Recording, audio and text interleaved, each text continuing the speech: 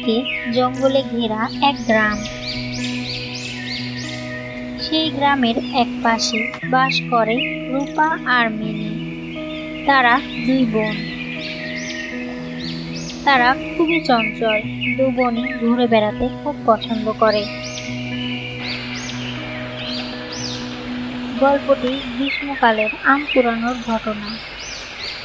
রূপা আর mini দুই বোনেরই আম কুড়ানোর প্রবল নেশা ছিল। একদিন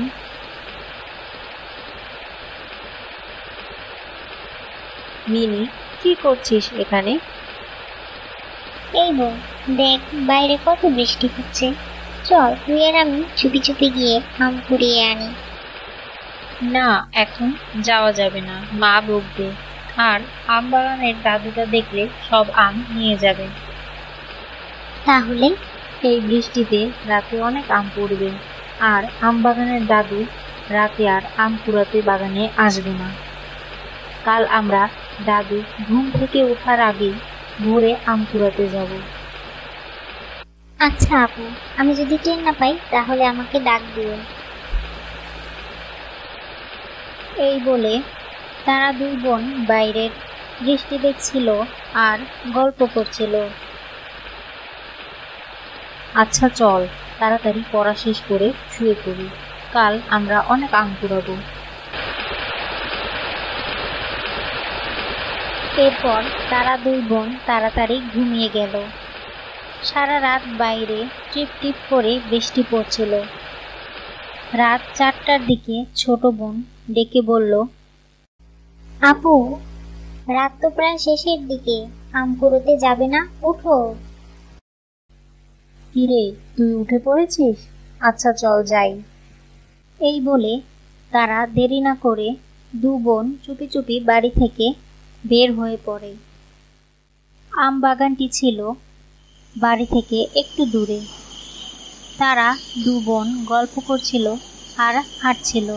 চারদিকে শুনশান নীরবতা দেখে তারা দু বোন ভয়ে ভয়ে যাচ্ছিল। ভয় পাবে দেখে একে অপরের সাথে গল্প করতে করতে হাঁটছিল। বাগানটি ছিল অনেক বড় এবং পুরনো। বাগানের একটি গাছ ছিল অনেক পুরনো, আর সেই গাছের আমগুলো অনেক ছোট ছিল। আম বাগানে অনেক আম দেখে রূপা তার ছোট বোনকে বলল, শোন মিনি, তুই এখানে আম কুড়া, আমি সেই বড় গাছটির নিচে গিয়ে দেখি আম পাওয়া যায় নাকি। তোর আম কুড়ানো শেষ হলে আমাকে ডাক দিস। আচ্ছা আপু, তুমি আবার আমাকে রেখে চলে যেও না। এই বলে তারা আম কুড়োতে লাগলো। রূপা বড় গাছটির নিচে গিয়ে দেখে গাছটির নিচে একটি মাত্র আম পড়ে আছে। রূপা তা দেখে অবাক হয়ে তাকিয়ে থাকে। যেই গাছটির নিচে ছোট ছোট অনেক আম পড়ে থাকে, সেখানে একটি আম দেখে রূপা একটু অবাক হলো।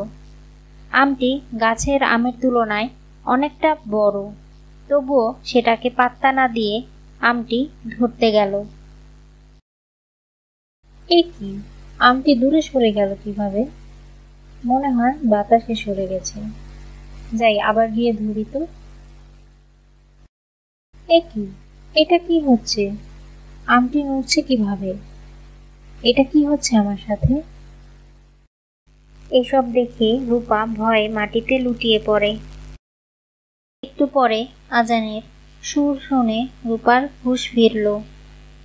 তখন সে গাছটির নিচে পড়ে আছে। রূপা তার ছোট বোন মিনিকে খুঁজে না পেয়ে আরো ভয় পেয়ে গেল।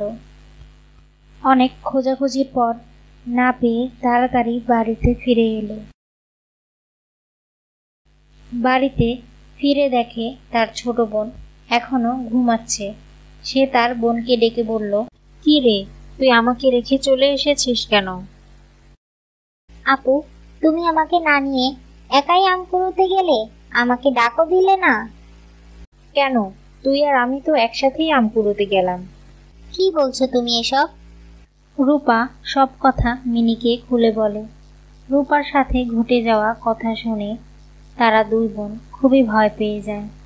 এরপরে আর তারা কখনো রাতে ঘর থেকে বাইরে বের হয় না।